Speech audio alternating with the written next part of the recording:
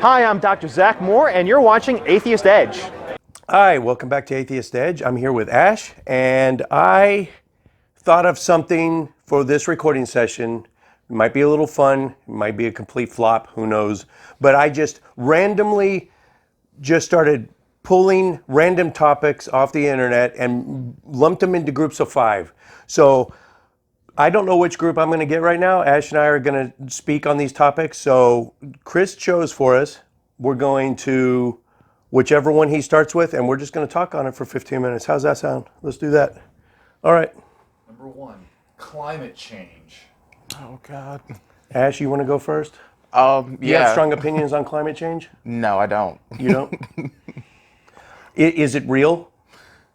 I would definitely say it's real. I mean, I can, at least in the 27 years that I've been alive, I can see that there has been some sort of shift between the seasons. Winters, at least from where I live currently on the East Coast, have been a lot warmer than they were even back in like 2007, 2008.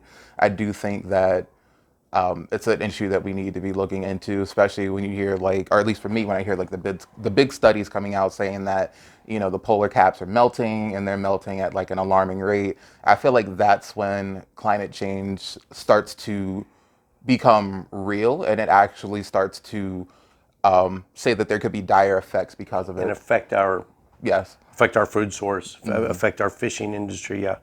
Have you seen the new Cosmos, the one with Neil deGrasse Tyson yet? No. There was a part that stuck in my mind on it. It's a video clip of a random dude walking a dog on the beach, right? And it's an overhead view, like from a drone. And the guy is walking pretty much hugging the coastline, right? He's walking more or less in a straight line, but the dog's sniffing around doing this, you know? And the basic idea is with regard to climate change, because you're talking about, I've noticed a few things differently in season to season. You're talking about one human lifetime. Mm-hmm. Climate, and when we're talking carbon parts per million in the atmosphere, it can be over. Now, it could go fast. It could escalate exponentially to where we do feel the effects in a human single lifetime. But it's not usually the case. It's usually over courses of chunks, half decades, not half centuries and centuries, right? So Neil deGrasse Tyson said, if you look at that dog from overhead, you look at the dog and the guy as a graph, mm-hmm. everyone is thinking climate change is the dog. And you should follow the man, not the dog. Climate change is this, because everyone talks, you remember when that Inhofe guy, mm-hmm. I forget his first name, Inhofe, he's a senator. He walked into the Congress with a snowball and he threw it at somebody and goes, yeah, here, it's snowing outside, so basically, your climate change, you liberals, your climate change theory is complete horseshit. He's following the dog. Mm-hmm. There's going to be periods, there's going to be some really cold winters still. But as long as you follow the man, this is a slow, gradual incline, parts per million of carbon, human caused. My co-host TJ would disagree with me. I think Chris and Courtney, you guys are totally on board with it. Such as changes in the sun, tilt of the Earth's axis, the amount of sunlight the Earth reflects back to space, and the concentration of greenhouse gases in the air. A change in any of them affects the climate in ways that are broadly predictable.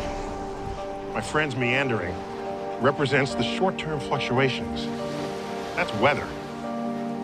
It's almost impossible to predict what will attract his interest next, but not hard to know what the range of his meandering will be, because I'm holding him on a leash. Keep your eye on the man, not the dog. He will totally disagree with that. He doesn't think, I'm not going to speak for TJ, he's not even here yet, but I think he downplays the human element to, it might be getting worse, but it's not caused by humans as much as we think it is in his mind. I think, based on what now, of course, I'm a complete amateur, but based on the research I've read on it, we are contributing way too much. You'd agree with that? I would agree with that, especially with the corporation side of it, I mean, there's a lot of push for individuals to change, what they do, not have the water running when they're brushing their teeth, to, drink water from home as opposed to buying bottled water, which that is something that we could do. But there's a lot more pressure on the common folk than there are on the corporations that actually produce more garbage and emissions and things like that in a single day than we could do in a lifetime. I mean, it's capitalist driven because as long as people are buying the things, the companies are still going to keep making them. But at the same time, it takes the responsibility off of the corporations, because even if we're buying things, which we have to, that's how an economy works, there should still be, more stringent controls on these companies to do what they can to protect the environment, especially if they're making millions upon millions of dollars doing it, billions even. And what's even worse is they're not even sharing that money. It's all going to, 5, 6, 7 people at the top. Yep, it's that 1%, what Bernie talks about, right? Mm-hmm. Now, you say there should be these strict controls. What is the control mechanism? Who imposes those controls? Because Trump Trump wants to get rid of the EPA. If that's gone, what holds these corporations accountable? Do we need an EPA? Conscience. Really? No. Okay. Wow. I'm so gullible. All right. Because there is a libertarian argument that we should control ourselves. Yeah, so good luck with that. A corporation that will limit its emissions on its own. See, I'm a social worker by trade, so I deal with people pretty heavily. That's not going to work. People can't control themselves. I'm not a Thomas Hobbes, but I do feel like humans are out for their own best self-interest, and they will burn the earth to get ahead. I do think that. Thomas Hobbes thinks, like that we are greedy. Life is short, it's brutal, it's a struggle, and we would shoot each other in the face for a can of beans if we went 3 days of starvation. But then social workers wouldn't exist. Good point. Mental health workers wouldn't exist. Yep. I wouldn't have my job. Yeah, true. I work for the Division of Substance Abuse and Mental Health, so I mean it's it's kind of You do right now? Yes. Okay. Wow. All right. Do you want to We don't do it for the money. No, we don't. There's no money. Same with teachers. Really, same with first responders. People and military. do try to dissuade you and from military. it. Military, that's a perfect Yep. example. But we get like major benefits. So the money's not great, but the benefits are awesome. You deserve it. Well, anything else to add to that before we move to the next topic? No. Hit it.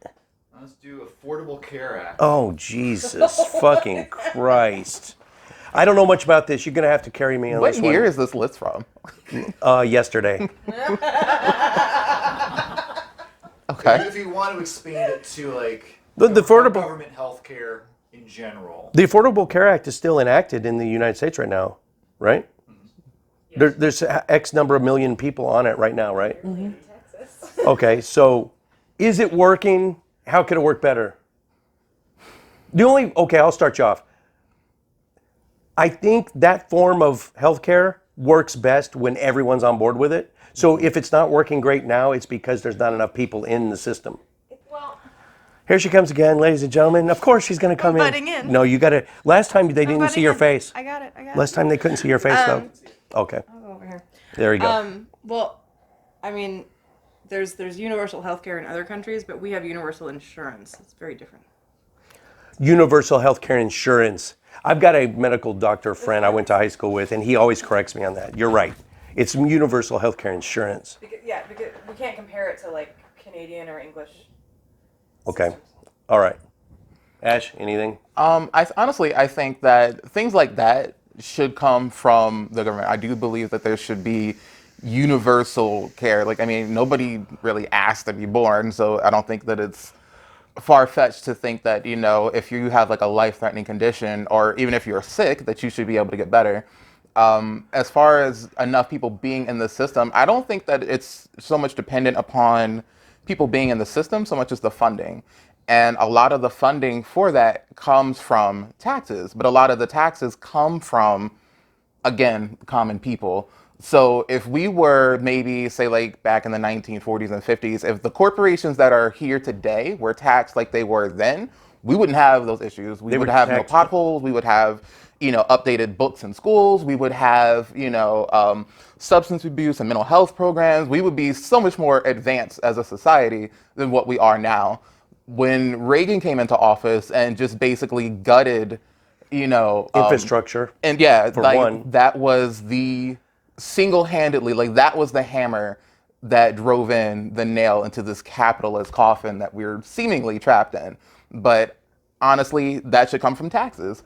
And it should come from the corporations that if they can be viewed as entities and have, I forgot what law it was, but, if they can have interest, then they should be taxed like people. There's no reason why we have, billion and even trillion-dollar companies posting, massive gains. Or is Amazon paying 0 taxes a year? Yeah. What's and the up with crazy thing that? is, if you go to the checkout and you see, say you're going to, Walmart and they ask for, a donation to St. Jude, they'll give that dollar to St. Jude, but that donation counts as a donation from them, not from the individual.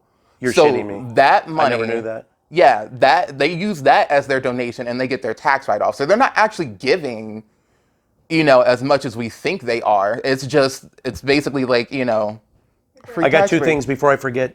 Like St. Jude, but when you leave the store and with the guy with the bell, and the Salvation Army? Yes.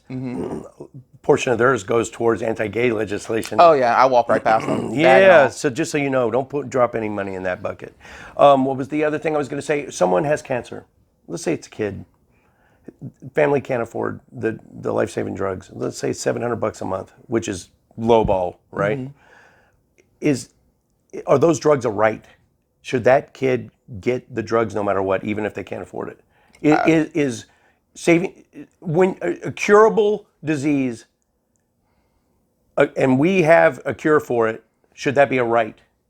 I think so. I mean, and then again, it shouldn't be privatized. There shouldn't be, somebody that has the ability to say, okay, I made this drug. I'm just going to, put it at this price. That was the whole issue with Martin Shkreli, with him raising the price of, what was it, insulin?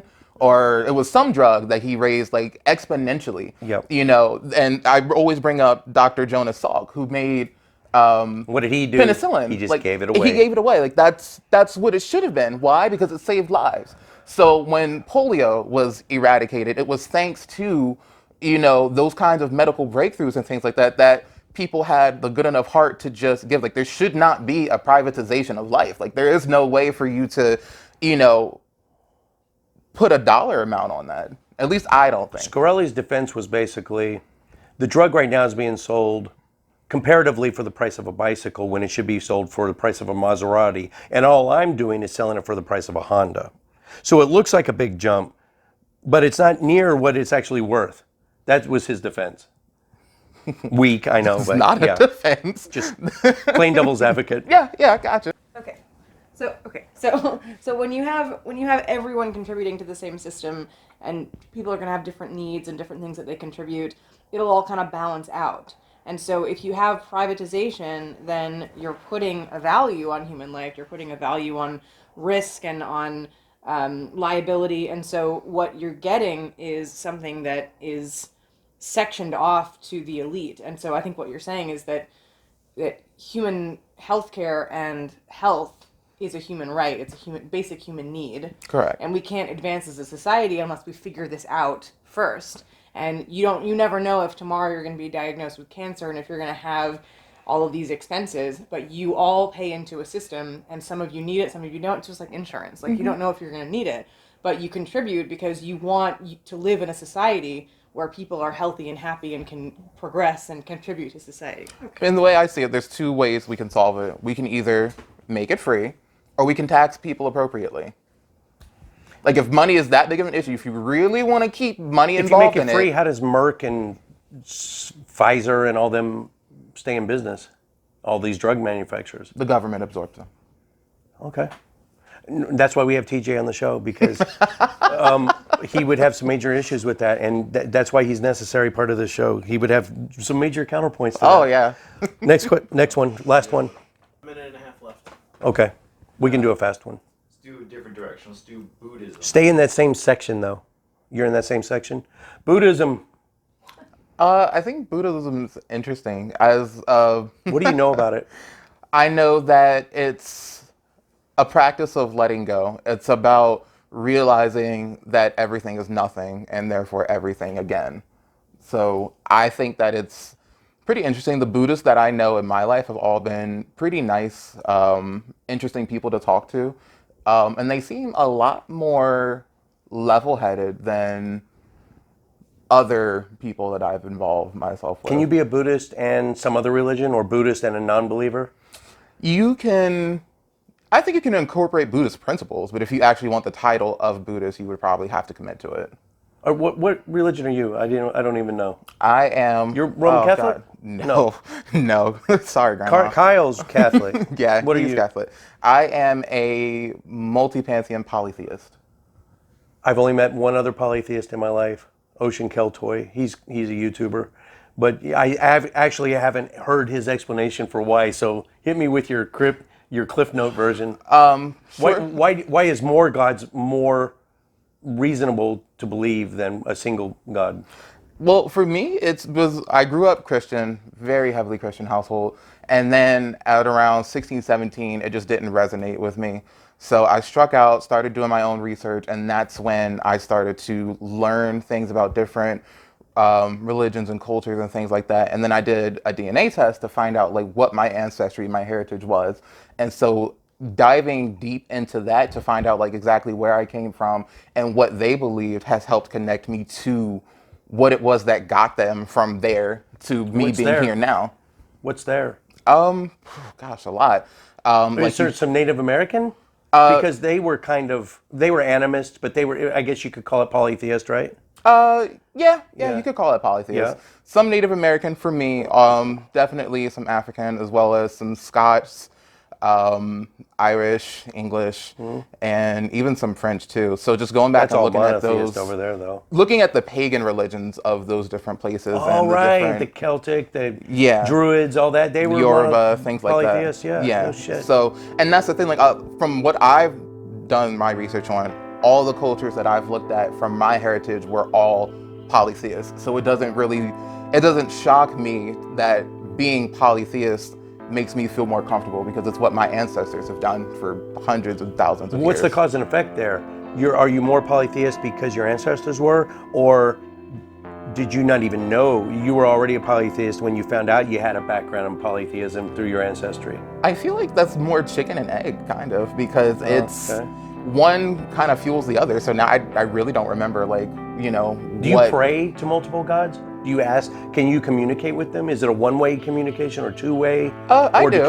Can they interact in reality for you on your behalf? I definitely think they do. I mean, especially like, you know, when I sit and I meditate and I go to my little meditation place, which is a nice green field with a big tree, and like I personally picture like all of, you know, my gods sitting there. As of right now, it's 3, and sometimes like I'll meditate and I'll see like a new god, and I'll do research to find out like exactly, you know, what God is it. It's very, very interesting. It's made me love myself a lot more and really boosted my self-esteem. Even if it's not real, if it has that positive effect on you, I'd call it a net gain. You know what I'm saying? Mm-hmm. Yeah. Okay, well that does it. Do you have any plugs, or do you have a blog or a channel or a website, anything you want to tell the folks? No, I work for the government. I'm off the grid. But Nice. All right. Tax the rich. Excellent way to end it. Thanks for watching.